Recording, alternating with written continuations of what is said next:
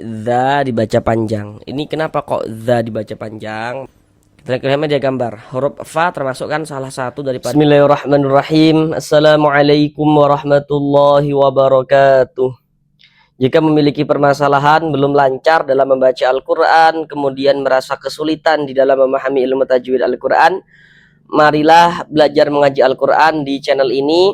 Karena di sini kami akan berusaha untuk membantu Bapak Ibu dan juga adik-adik semuanya agar dapat dengan sangat mudah dalam memahami ilmu tajwid Al-Quran. Sehingganya dengan kita memahami ilmu tajwid Al-Quran, kita bisa menerapkan dengan sendirinya ketika kita membaca Al-Quran. Maka tentu saja itu akan memperbaiki bacaan Al-Quran kita. Semoga bagi yang belum lancar bisa secepatnya lancar di dalam membaca Al-Qurannya. Selanjutnya kami senantiasa mendoakan semoga Bapak Ibu dan juga adik-adik semuanya yang belajar di channel ini semoga senantiasa diberikan kemudahan oleh Allah Subhanahu wa taala dalam berusaha memahami ilmu tajwid Al-Qur'an, dalam berusaha memperbaiki dan juga melancarkan bacaan Al-Qur'annya. Amin amin ya rabbal alamin. Baik, mari langsung kita mulai belajar mengaji Al-Qur'annya. Marilah bersama-sama kita melanjutkan kembali belajar mengaji Al-Quran dengan penjelasan tajwid yang nantinya akan kami jelaskan dengan pelan-pelan agar dapat langsung mudah dipahami oleh Bapak Ibu dan juga adik-adik semuanya. Sekarang ini kita masuk pada surah An-Nasr ayat yang ke-1 dan juga ayat yang kedua. Jadi kita belajarnya itu pelan-pelan saja, sedikit-sedikit saja, yang terpenting dapat langsung bisa dipahami tajwidnya. Karena kalau kita sudah memahami tajwidnya, kita bisa menerapkan dengan sendirinya ketika baca Al-Quran kayak gitu. Sekarang mari kita baca bersama-sama dengan pelan-pelan. Kami bacakan dengan pelan-pelan agar mudah untuk diikuti bagi yang belum lancar ya, untuk melatih melancarkan bacaan Al-Qur'annya. Baru setelahnya sama-sama kita bahas juga tajwidnya dengan pelan-pelan. A'udzu billahi minasy syaithanir rajim.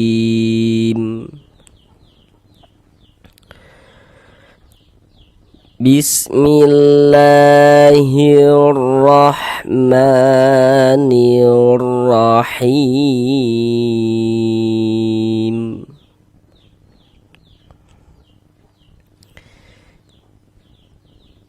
Idza jaa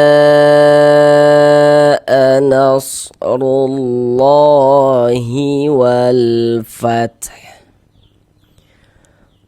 wa ra'aitan nasa yadkhuluna fi dinillahi afwaja. Sekarang mari bersama-sama kita mempelajari tajwidnya dengan pelan-pelan. Yang pertama di sini za dibaca panjang. Ini kenapa kok za dibaca panjang? Bagaimana cara kita mengetahuinya? Kayak gitu. Sekarang perhatikan media gambar pada layar. Di situ ada bacaannya tuh rumus mad tabi'i atau mad asli. Jadi mad asli atau mad tabi'i itu memiliki 3 huruf mad. Jadi huruf mad itu jumlahnya ada 3. Apa saja huruf-huruf mad itu? Seperti rumus 1, rumus 2, rumus 3 yang warna-warna hitam itu. Huruf beserta tanda bacanya yang warna-warna hitam itu, itulah huruf mad. Fungsinya huruf mad untuk apa? Untuk memanjangkan huruf. Nah, jadi untuk menunjukkan tanda panjang atau untuk memanjangkan huruf.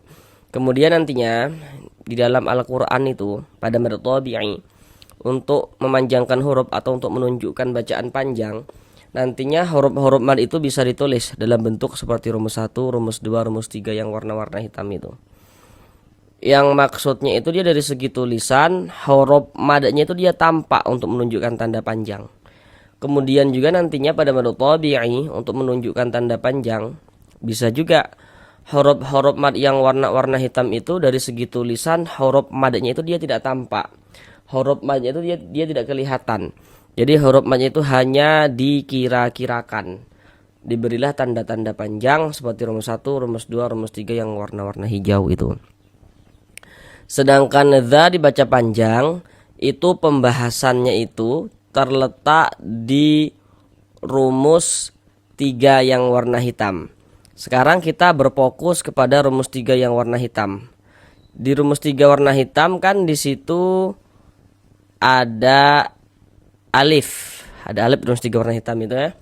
Kemudian sebelum alif di situ ada harokat fathah tuh, ada baris fathah atau tanda baca fathah.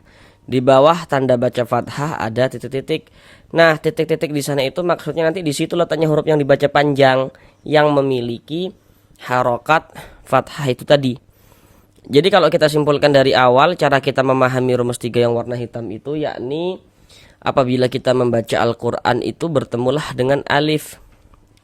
Sebelum alif ada huruf yang memiliki harokat fathah. Maka huruf yang memiliki harokat fathahnya itu kita baca panjang, kayak gitu. Contoh nih di dalam bacaan ya, kita baca Al-Quran bertemu alif. Nah ini alif nih. Nah, kita harus paham dan juga harus teliti ya. Nanti ada huruf alif yang disambung dan juga ada huruf alif yang tidak disambung, kayak gitu.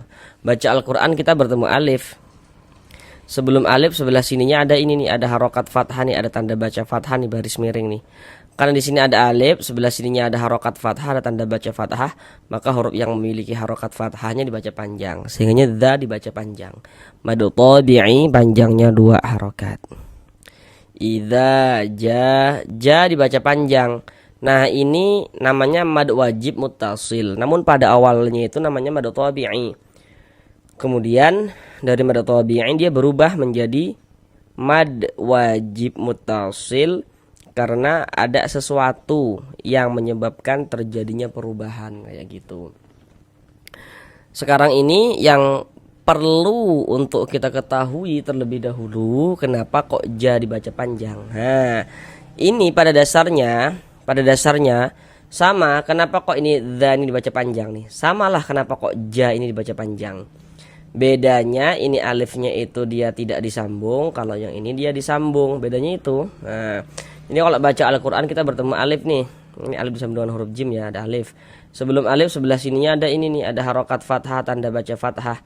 Karena di sini ada alif, sebelah sininya ada harokat fathah, ada tanda baca fathah, maka huruf yang memiliki harokat fathah dibaca panjang, sehingga ja dibaca panjang. Ja dibaca panjang itu mad tabi'i. Kemudian mad tabi'inya bertemu dengan ini nih, dengan huruf hamzah. Tapi di dalam satu kata, maka dia berubah menjadi mad wajib muttasil. Panjangnya mad wajib muttasil itu dibaca dengan panjang 4 sampai dengan 5 harokat. Idza jaa nasrullah. Kemudian kita baca pertama di sini huruf ra memiliki harokat dhammah, tanda baca dhammah. Ini huruf ra kita baca tafkhim, kita baca tebal. Sehingga dengan mengangkat pangkal lidah kita ketika kita mengucapkannya. Rullah. Kemudian ini kita baca rullah, jangan dibaca rulla. Idza jaa nasrullah gitu. Rulla gitu, jangan, tapi dibaca rullah. Mengapa begitu? Jadi kalau baca Al-Quran itu kita bertemu lafaz Allah. Sebelum lafaz Allah sebelah sininya ada ini nih, ada harokat dhammah, ada tanda baca dhammah nih. Atau misalnya harokat fathah, harokat dhammah atau harokat fathah. Nah, karena dia ada 2 harokat itu, harokat dhammah atau fathah itu yang dapat menebalkan lafaz Allah. Ada lafaz Allah, sebelumnya di sini ada harokat dhammah seperti ini. Atau misalnya di sini ada harokat fathah, maka lafaz Allah ini huruf lam jalalahnya kita baca tebal, kita baca tafkhim. Sehingga kita baca rullah seperti itu. Kemudian di sini ada alif lam, setelahnya huruf lam. Kita lihat dia gambar. Huruf lam itu termasuk salah satu daripada 14 huruf syamsiah. Huruf lam termasuk salah satu daripada 14 huruf syamsiah, termasuk ya Bapak Ibu ya. Maka kalau ada huruf alif lam bertemu dengan salah satu daripada 14 huruf yang di samping itu, maka dari segi hukum namanya adalah alif lam syamsiah. Nah, sekarang kita lihat pada bacaan nih. Di sini ada ini nih. Alif lam, ternyata huruf lam. Huruf lam yang ada tanda bacanya ini huruf syamsiah. Maka alif lam bertemu dengan huruf lam yang ada tanda bacanya ini huruf syamsiah, maka ini hukumnya alif lam syamsiah. Alif lam syamsiah itu disebut juga dengan idgham syamsiah. Karena cara baca huruf lamnya dibaca idgham syamsi. Jadi cara bacanya itu dari ru langsung masuk ke huruf syamsiah, ke huruf lam yang ada tanda bacanya ini. Ini kan huruf lam yang di sini nggak ada tanda bacanya nih. Nah ini kan huruf lam ini nggak ada tanda bacanya, udah nggak dibaca. Orang nggak ada tanda bacanya berarti nggak dibaca kayak itu. Langsung diidghamkan, dimasukkan ke huruf setelahnya gitu. Jadi kalau baca Al-Quran bertemu huruf lam kok nggak ada tanda bacanya, itu lamnya lam syamsiyah atau alif lam syamsiyah. Allah, lafaz Allah dibaca panjang ya. Apa tanda panjangnya lafaz Allah ini? Kita lihat media gambar di layar. Perhatikan tanda panjang di rumus 3 yang warna hijau. Jadi kalau kita baca Al-Quran itu bertemu dengan huruf, di atas huruf tersebut ada tanda seperti ini. Ada tanda harokat fathah, bentuknya berdiri seperti ini, berbentuk alif kecil seperti ini. Ini menandakan ya huruf itu kalau di atasnya ada tanda seperti ini dibaca panjang. Sehingga lafaz Allah dibaca panjang, mad tabi'i, panjang 2 harokat. Namun jangan sampai keliru nanti ya. Kalau pada Al-Quran Madinah, nah, sesekali Bapak Ibu dan juga adik-adik semuanya baca juga Al-Quran Madinah. Itu di HP banyak sekali tuh. Ketik saja Al-Quran Madinah tuh muncul tuh, di aplikasi juga banyak itu. Kalau pada Al-Quran Madinah itu di atas lafaz Allahnya tidak ada tanda panjang seperti ini. Nah, seperti harokat fathah berdiri berbentuk alif kecil seperti ini, dia nggak ada tuh. Tapi lafaz Allahnya harus tetap dibaca panjang. Nah, jadi jangan sampai keliru ya. Nah, kemudian di sini alif lam setelahnya huruf fa. Kita lihat dia gambar. Huruf fa termasuk kan salah satu daripada 14 huruf qamariyah Bapak Ibu dan adik semuanya ya. Termasuk ya. Maka ini alif lam bertemu dengan huruf fa. Huruf fa ini kan huruf qamariyah, maka alif lam bertemu dengan huruf qamariyah itu hukumnya alif lam qamariyah. Kalau alif lam qamariyah itu disebut dengan idhar qamariyah karena huruf lamnya dibaca idhar, huruf lamnya dibaca jelas. Kalau syamsiyah tadi huruf lamnya kan nggak ada tanda bacanya, dia nggak dibaca, diidghamkan. Tapi kalau qamariyah huruf lamnya dia ada tanda bacanya, ada tanda sukunnya, terbaca dia dengan jelas huruf lamnya. Wal, nah, terbaca jelas ya, maka dia dinamakan dengan idhar qamari. Nah, alif lam qamari itu disebut dengan idhar qamariyah.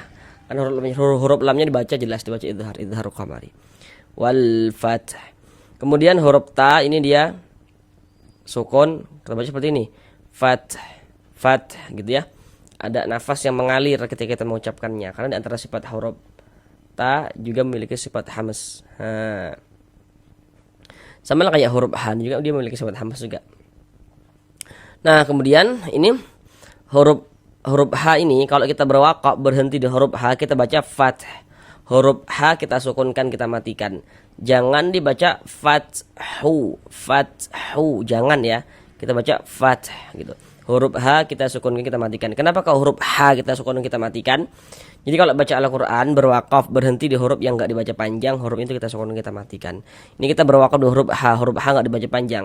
Ya hurufnya kita sukunkan, kita matikan. Sehingga kita baca fath seperti itu ya. Sama juga kayak huruf fa, ini huruf fa itu juga memiliki sifat hamas. Jadi kalau mengucapkan itu ada nafas yang mengalir tuh, fa fi fu. Fath gitu ya. Nah, kemudian di sini ada tanda waqaf. Bentuknya itu dia lam alif. Nah, ini namanya waqaf mamnu. Jadi waqaf yang terlarang. Jadi maksudnya itu dia dilarang berwaqaf, dilarang berhenti. Loh, kok tadi kan dikatakan dilarang berhenti, tapi ini kita berwaqaf nih, berhenti nih di tanda waqaf ini. Nah, gini. Jadi kalau tanda waqaf mamnu ini terletak di akhir ayat, maka tidak apa-apa kita berwaqaf. Tapi kalau waqaf mamnu ini terletak di tengah-tengah ayat, maka kita jangan berwaqaf ya, waqaf yang terlarang atau dilarang berwaqaf. Kemudian di sini huruf ra memiliki harokat fathah, tanda baca fathah, maka huruf ra dibaca tebal, dibaca tabkhim juga. Kemudian di sini aitan nas, di sini ada ya sukun atau ya mati. Huruf sukun tuh seperti ini ya, huruf sukun, huruf mati, huruf sakinah tuh maksudnya dia sama saja. Tandanya tuh seperti ini. Nah, di sini ada huruf ya sukun, sebelah sininya ada harokat fathah, tanda baca fathah. Kita lihat media gambar. Huruf lin itu ada dua. Huruf lin ada dua. Sekarang perhatikan yang di kotak nomor 2. Huruf ya sukun sebelumnya harokat fathah, tanda baca fathah. Nah, itu huruf lin. Contoh dalam bacaan ada huruf ya sukun atau ya mati, sebelah sininya ada harokat fathah, ini tanda baca fathah. Maka huruf ya sukunnya huruf lin. Maka kita baca lunak, kita baca lembut. Wa ra'aitan nas. Di sini alif lam setelah huruf nun. Harusnya di sini Bapak Ibu sudah dapat mengetahui apa hukum tajwidnya. Hanya dengan memperhatikan huruf lam yang enggak ada tanda bacanya ini. Kita lihat media gambar. Huruf nun termasuk kan salah satu daripada 14 huruf syamsiyah. Huruf nun termasuk ya. Maka ini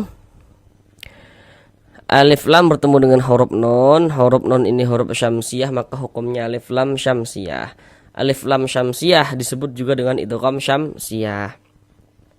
Karena cara baca huruf lamnya dibaca idgham syamsi. Tanas seperti itu. Di sini ada huruf non bertasydid. Tanda tasydid itu seperti ini, seperti angka 3 terbalik ke atas atau seperti huruf W. Kita lihat media gambar. Huruf non yang bertasydid, huruf mim yang bertasydid itu hukumnya gunnah musyaddadah. Kemudian bagi yang masih pemula nih, agar tidak keliru tertukar dengan idgham ya, kayak gini. Ini kan huruf non ini bertasydid nih. Tapi sebelah sininya dia nggak ada di sini nun sukun, nggak ada di sini tanwin, maka berarti huruf nun yang bertasydid ini hukumnya gunnah musyaddadah. Tapi nanti kalau ada huruf nun bertasydid tapi sebelumnya kemasukan nun sukun atau tanwin, maka huruf nun yang ada tanda tasydidnya itu nanti hukumnya idgham, itu bukan gunnah. Sedangkan ini kan huruf nun ini kan bertasydid nih, sebelah sininya nggak ada nun sukun, nggak ada tanwin, maka berarti huruf nun yang bertasydid ini hukumnya gunnah musyaddadah. Oleh sebab itu cara membacanya kita gunnahkan atau kita dengungkan. Sehingga di bagian di bagian situnya tuh kita tahan sejenak suara kita gunnahkan, kira-kira sepanjang 2 harokat. Kita panjangkan gitu. Kemudian dibaca panjang. Untuk di sini media gambar tidak kami tampilkan lagi. Jadi apa yang telah kita jelaskan dengan pelan-pelan itu tidak kita tampilkan lagi media gambarnya, agar kita juga langsung bisa mengetahui, memahami tanpa bantuan media gambar, agar cepat bisa. Ini dibaca panjang itu penjelasannya sama. Kenapa kok ja dibaca panjang, kenapa kok dha dibaca panjang, sama. Kalau di media gambar tadi itu di huruf mad rumus 3 warna hitam itu. Jadi kalau baca Al-Quran bertemu alif, ini alif disambung dengan huruf nun ya, baca Al-Quran bertemu alif. Sebelum alif sebelah sininya ada ini nih, ada harokat fathah, tanda baca fathah. Di sini ada alif, sebelum alif sebelah sininya ada harokat fathah, tanda baca fathah. Maka huruf yang memiliki harokat fathahnya dibaca panjang, sehingga dibaca panjang. Mad tabi'i panjang 2 harokat. Sayad kayak gitu. Huruf dal sukun mantul, yad. Kenapa kok mantul? Kita lihat media gambar. Huruf qalqalah jumlahnya ada 5. Jadi media gambar yang kami tampilkan itu nanti diingat Ibu ya, agar kita cepat bisa tajwidnya. Huruf qalqalah ada 5, salah satunya huruf dal. Jadi huruf-huruf yang 5 itu kalau dalam keadaan sukun dia mantul. Jadi terjadinya qalqalah kalau hurufnya sukun atau hurufnya mati. Kalau hurufnya tidak sukun, tidak mati ya tidak terjadi qalqalah kayak gitu. Huruf dal ini dalam keadaan sukun atau dalam keadaan mati, maka dia mantul. Yad mantul gitu. Dan ini dia masuknya itu kepada qalqalah sughra, qalqalah kecil. Karena huruf dal ini sukunnya sukun asli dan dia di tengah bacaan kita. Atau sukunnya itu sukun asli dan dalam keadaan diwasolkan, bukan diwaqafkan kayak gitu. Beda ceritanya nih kalau kita baca Al-Quran berwaqaf, berhenti di huruf qalqalah misalnya. Nah itu menjadi qalqalah kubra. Sedangkan ini kan kita tidak berhenti di huruf dal ini. Nggak mungkin kita berhenti di huruf dal nih, salah dari segi berwaqaf. Jadi tengah bacaan kita. Dia menjadi qalqalah sughra, qalqalah kecil. Yadkhulu, lu dibaca panjang. Sekarang perhatikan rumus 2 warna hitam. Di rumus 2 warna hitam di situ ada huruf waw sukun atau mati. Sebelum waw sukun di situ ada harokat dhammah, tanda baca dhammah. Di bawah harokat dhammahnya ada titik-titik. Titik-titik di sana itu maksudnya nanti di situ letaknya huruf yang dibaca panjang yang memiliki harokat dhammah itu tadi. Jadi kalau kita simpulkan dari awal, cara kita memahami huruf di rumus 2 warna hitam itu yakni kalau baca Al-Quran bertemu waw sukun, sebelum waw sukun ada huruf yang memiliki harokat dhammah, maka huruf yang memiliki harokat dhammah dibaca panjang. Begitu cara memahami huruf di rumus 2 warna hitam itu. Contoh di dalam bacaan itu seperti ini, kita baca Al-Quran ini bertemu dengan huruf waw sukun. Ada huruf waw, ada tanda sukun. Sebelum waw sukun sebelah sininya ada ini nih, ada harokat dhammah, ada tanda baca dhammah. Di sini ada waw sukun, sebelum waw sukun sebelah sininya ada harokat dhammah, ada tanda baca dhammah. Maka huruf yang memiliki harokat dhammahnya dibaca panjang, sehingga lu dibaca panjang. Mad tabi'i panjang 2 harokat sesuai dengan rumus 2 warna hitam itu. Yadkhuluna fi dibaca panjang. Sekarang rumus 1 perhatikan, warna hitam. Cara memahami huruf mad di rumus 1 warna hitam. Di rumus 1 warna hitam kan di situ ada huruf ya sukun atau ya mati. Sebelum ya sukun di situ ada harokat kasroh, ada tanda baca kasroh kan. Di atas harokat kasrohnya ada titik-titik. Titik-titik di sana itu nanti di situ letaknya huruf yang dibaca panjang yang memiliki harokat kasroh itu tadi. Jadi kalau kita simpulkan dari awal, cara kita memahami huruf mad di rumus 1 warna hitam itu yakni kalau baca Al-Quran bertemu dengan huruf ya sukun. sebelum ya sukun ada huruf yang memiliki harokat kasroh, maka huruf yang memiliki harokat kasrohnya dibaca panjang. Contoh dalam bacaan, kita baca Al-Quran bertemu ya sukun nih, huruf ya ada tanda sukun, huruf ya sukun atau ya mati. Sebelum ya sukun sebelah sininya ada ini nih, ada harokat kasroh, tanda baca kasroh, maka huruf yang memiliki harokat kasrohnya dibaca panjang. Misalnya fi dibaca panjang, madu tabi'i panjangnya 2 harokat. Fi di dibaca panjang karena di sini ada huruf ya sukun. Sebelum ya sukun sebelah sininya ada harokat kasroh nih, maka huruf yang memiliki harokat kasroh juga dibaca panjang. Misalnya di dibaca panjang. Masih di rumus 1 warna hitam penjelasannya. Fi dinillah. Nah, di sini ada lafaz Allah. Ini kita baca nillah, jangan nillah ya. Setelah ini jangan sampai ada salah lagi ya. Jangan dibaca nillah gitu, jangan ya. Jadi kalau baca Al-Qur'an bertemu lafaz Allah, sebelum lafaz Allah sebelah sininya ada ini nih, ada harokat kasroh ini, tanda baca kasroh ini. Maka lafaz Allah huruf lam jalalahnya dibaca tipis, dibaca tarkik. Pokoknya setelah ini perhatikan jangan sampai salah lagi. Kalau ada lafaz Allah sebelah sininya ada tanda baca kasroh ini, harokat kasroh, maka lafaz Allah huruf lam jalalahnya dibaca tipis, dibaca tarkik, sehingga dibaca nillah kayak gitu. Kemudian di sini ada alif lam, sebenarnya huruf lam sama kayak di atas ini tadi ya, maka hukumnya alif lam syamsiyah. Ini lafaz Allah dibaca panjang sama kayak di atas ini ya. Ini mad tabi'i panjang 2 harokat. Afwaja, wa dibaca panjang sama nih. Kenapa kok dza dibaca panjang, na dibaca panjang? Itu sama penjelasannya. Kenapa kok wa dibaca panjang? Karena di sini ada alif. Sebelum alif sebelah sininya ada harokat fathah, tanda baca fathah, maka huruf yang memiliki harokat fathah dibaca panjang, sehingga wa dibaca panjang.